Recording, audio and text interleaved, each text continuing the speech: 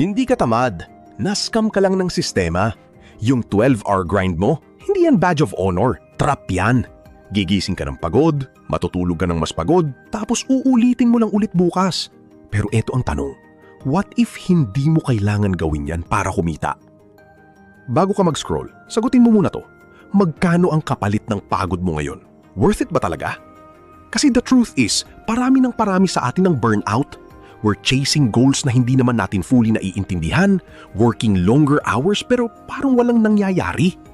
Let's be real, hindi ka underpaid dahil kulang ka sa sipag. Madalas, mali lang ang system na pinapasukan mo. Plot twist, ang pagiging busy, hindi ibig sabihin productive ka. Nakondisyon tayo na kapag pagod ka, successful ka. Pero ang totoo, maraming tao ang nagbumukang busy lang pero walang real output. Ilang oras na ba ang nasayang mo sa meetings na dapat email na lang? O sa tasks na wala namang tunay na impact? Time is your most expensive asset, pero ginagastos mo siya na parang libre. Pero ito ang delikado. Kapag narinig mo to, easy money online. Stop! Diyan pumapasok ang karamihan sa scams. Real talk, kapag pinabayad ka bago ka kumita, scam yan. Training fee? Red flag. Processing fee? Red flag. Test task na hindi bayad, red flag.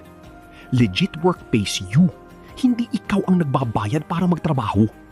At tandaan mo to, kung masyadong maganda para maging totoo, malamang hindi totoo. Now here's the mindset shift na bihira mong marinig. Hindi ka dapat magtrabaho ng mas matagal, dapat mas matalino. Yung tinatawag nilang lazy work, hindi yan kadamaran. It's efficiency. Tapusin mo ang trabaho mo ng mabilis at tama, then log off. Walang extra drama, walang pa-impress. Output over hours, result over presence. So, paano ka magsisimula? Una, pwede kang pumasok sa low-stress remote work. Mga trabaho na hindi ka sinusubaybayan bawat galaw mo. Walang toxic na calls at ikaw ang may control sa oras mo. Pwede kang maging AI evaluator. Magre-review ka lang ng outputs. O data labeler. Magtatag ka ng images para sa AI. O audio verifier. Makikinig at iche-check ang transcription. Simple, tahimik, walang stress. Pero ito ang tanong. Gusto mo ba ng oras o gusto mo lang ng sweldo? Kung gusto mo ng leverage, ito ang next level. Automated e-commerce. Magse-setup ka lang ng digital store, i-connect sa supplier, at system na ang bahala sa orders, inventory at delivery. Walang physical stock, walang packing, walang shipping stress. You build it once, then it works for you. Pero sandali, reality check tayo. Kung iniisip mo na passive income equals easy money, madi-disappoint ka lang.